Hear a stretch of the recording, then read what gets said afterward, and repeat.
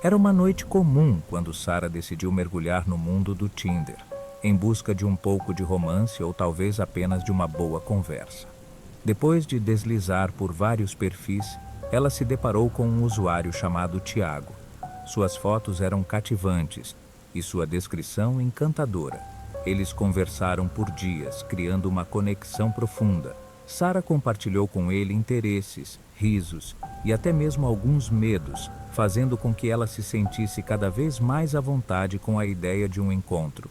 Após semanas trocando mensagens, decidiram finalmente se encontrar pessoalmente em um café aconchegante no centro da cidade. Sarah sentia um frio na barriga misturado com a empolgação de conhecer alguém que parecia ser tão compatível. Ao chegar lá, encontrou Tiago exatamente como nas fotos, com um sorriso acolhedor e olhos brilhantes.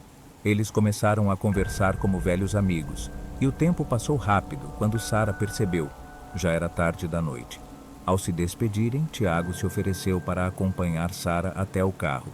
Mas enquanto se aproximavam do veículo estacionado, algo mudou. Uma atmosfera estranha pairava no ar. Sarah sentiu um arrepio na espinha, mas ignorou o pressentimento, afinal era apenas o nervosismo de um primeiro encontro. De repente, um som de passos rápidos ecoou atrás deles. Sarah se virou e viu uma figura escura se aproximando rapidamente.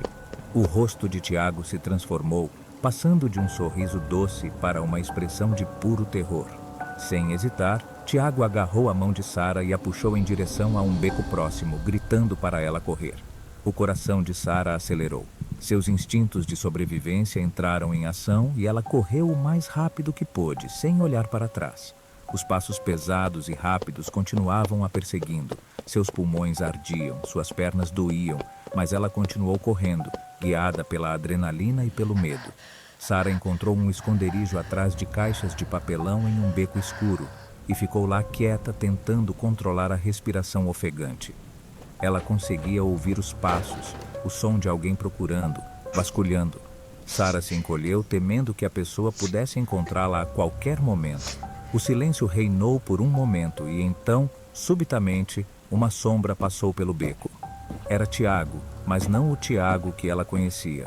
Ele estava acompanhado pela figura que havia a perseguido, seus olhos estavam vazios, sem qualquer traço do sorriso que exibia momentos antes. E ele a procurava. Os minutos pareciam horas enquanto ela esperava quieta, desejando estar em qualquer lugar menos ali. De repente, a esperança brilhou como uma luz no fim do túnel quando Sarah viu um grupo de pessoas passando perto do beco. Tiago e seu parceiro haviam desaparecido, mas Sarah esperou com medo de sair do esconderijo imediatamente. Finalmente, a calmaria se estabeleceu.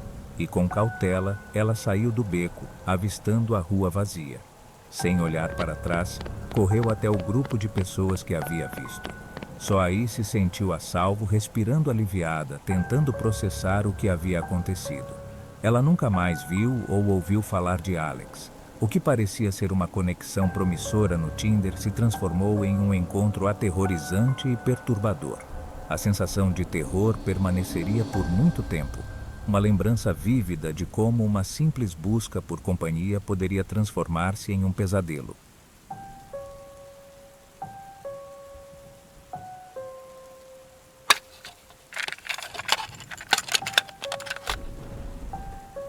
Emily era uma jovem que acabara de terminar seu namoro. Ouvindo conselhos de amigos, ela decidiu baixar o Tinder para tentar conhecer novas pessoas. Depois de alguns minutos no aplicativo, ela se deparou com um rapaz chamado Lucas, o qual achou muito atraente e por acaso também havia recebido um gostei dele. Eles trocaram mensagens por dias e a afinidade virtual era inegável. Depois de sentir que Lucas era um cara normal, Emily decidiu que era hora de marcar um encontro. Na noite seguinte, ela estava no restaurante onde eles combinaram de se encontrar. Sentou na mesa e conseguiu ver quando Lucas entrou pela porta. Ele era exatamente como as fotos mostravam, e ela adorou a vista. A conversa fluiu naturalmente, risadas, histórias engraçadas e até algumas confissões íntimas. Lucas era charmoso e educado, e Emily se sentia confortável em sua presença. Por volta de meia-noite, decidiram que era hora de encerrar o jantar e ir embora. Lucas perguntou se Emily queria carona e ela aceitou de bom grado. Após o carro partir, porém, algo mudou. Ela percebeu que eles estavam indo na direção oposta de sua casa. Ao questionar Lucas, ele apenas sorriu e disse que queria mostrar a ela um lugar especial antes de encerrar a noite. A sensação de desconforto aumentava cada vez mais à medida que se afastavam do centro da cidade, adentrando estradas desertas e escuras. Emily tentou manter a calma, mas seu instinto dizia para fugir dali. Tentando disfarçar o nervosismo, Emily disse que havia bebido demais e precisava vomitar, fazendo Lucas parar o carro, e quando ele estacionou o carro em um local isolado, ela abriu a porta e saiu correndo, tomada pelo pânico. Lucas desceu e correu atrás dela, e nesse momento, uma luta interna começou dentro de Emily. Ela sabia que não conseguiria correr mais que ele, e por isso precisava pensar rápido. Foi quando viu um posto de gasolina surgir no meio da escuridão. Emily, descalça e em pânico, correu em direção ao posto, procurando por ajuda. O som dos passos de Lucas em alta velocidade ressoavam atrás dela. A adrenalina ainda pulsava em suas veias quando finalmente chegou na loja de conveniência do posto de gasolina. Emily bateu a porta com força, pedindo ajuda às pessoas que estavam ali, e ao olhar para fora, conseguiu ver Lucas sumindo na escuridão. Em estado de choque, Emily contou o que aconteceu, e as pessoas que estavam lá chamaram a polícia imediatamente. Após um longo interrogatório e uma investigação, descobriram que Lucas tinha um histórico de comportamento suspeito e que estava envolvido em outros casos de perseguição e tentativa de sequestro. Emily, mesmo abalada, agradeceu por ter confiado em seus instintos e agido rápido. Foi um lembrete assustador de como a confiança virtual pode ser traiçoeira, mas também uma lição sobre a importância de seguir seus instintos e buscar ajuda quando necessário.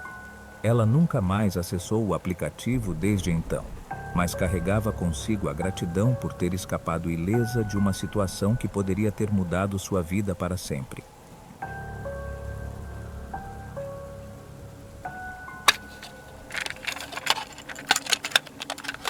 Meu nome é Davi, e confesso que às vezes me deixo levar pelo momento. Meus amigos dizem que sou muito emocionado. Um dia estava no Tinder quando uma mulher chamada Vanessa me deu like. Nós trocaram mensagens por poucos dias e combinamos de nos encontrar em um parque movimentado da cidade. Fiquei ansioso e animado com a perspectiva de um encontro com uma mulher tão linda. No dia marcado, eu cheguei ao parque e fiquei esperando a Vanessa aparecer. De repente vejo ela chegando. Ela era encantadora e simpática. Sentou ao meu lado e a conversa fluía bem, tão bem que perdi o nervosismo e relaxei, aproveitando a companhia agradável. Porém, à medida que a tarde avançava e a noite começava, algo parecia estranho. Eu comecei a perceber movimentos estranhos ao nosso redor.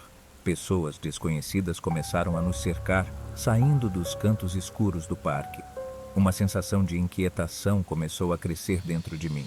Vanessa, percebendo que eu estava tenso, sorriu de forma tranquilizadora e explicou que aquelas pessoas eram amigas dela.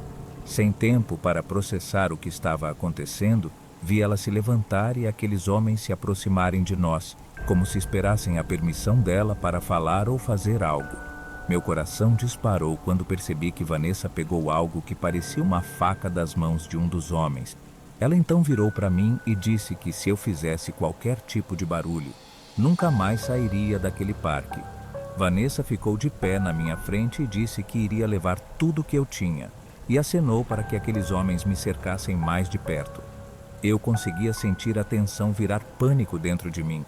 Sentia meu sangue esquentar em cada centímetro do meu corpo. Nunca nem de perto eu havia sentido um medo como aquele.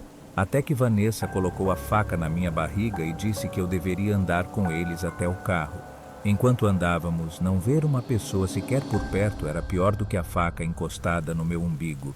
Eu sabia que nada iria me salvar daquela situação e que talvez fosse morrer naquele dia.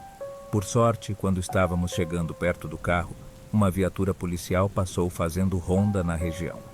Ao notarem aquela cena incomum, com tantas pessoas em volta de um homem com cara de assustado, os policiais desceram e foram até nós. Vanessa disse que, se eu falasse algo quando eles chegassem perto, ela me esfaquearia na frente deles. Os amigos dela ficaram na minha frente para evitar que eu pudesse ter qualquer tipo de contato visual com os policiais. E quando eles perguntaram o que estava acontecendo, Vanessa disse que éramos todos amigos e estávamos indo embora do parque, pois já era tarde. Os policiais então se viraram e começaram a ir embora. Cada passo que eles davam para longe era um balde de água na minha esperança de sair daquela situação. Até que, tomado pela adrenalina do momento, eu resolvi gritar por socorro. Assim que gritei, os policiais sacaram as armas e a Vanessa fincou a faca o mais fundo que conseguiu dentro de mim. Minha visão escureceu e eu só conseguia escutar gritos e tiros enquanto desmaiava a OS poucos. Acordei no hospital, com os policiais no quarto perguntando como eu estava me sentindo. Eles me disseram que atiraram para tirar aquelas pessoas de perto de mim, mas que não conseguiram fazer isso antes da mulher me esfaquear. Com os tiros, todos eles saíram correndo e então os policiais foram capazes de me socorrer. Nenhum dos membros do grupo de Vanessa foi preso, e eu me arrepio só de imaginar o que vai acontecer com o próximo inocente que for ao encontro daquela mulher. Aquele foi meu dia de sorte, e eu espero nunca mais encontrar nenhuma daquelas pessoas na minha frente de novo.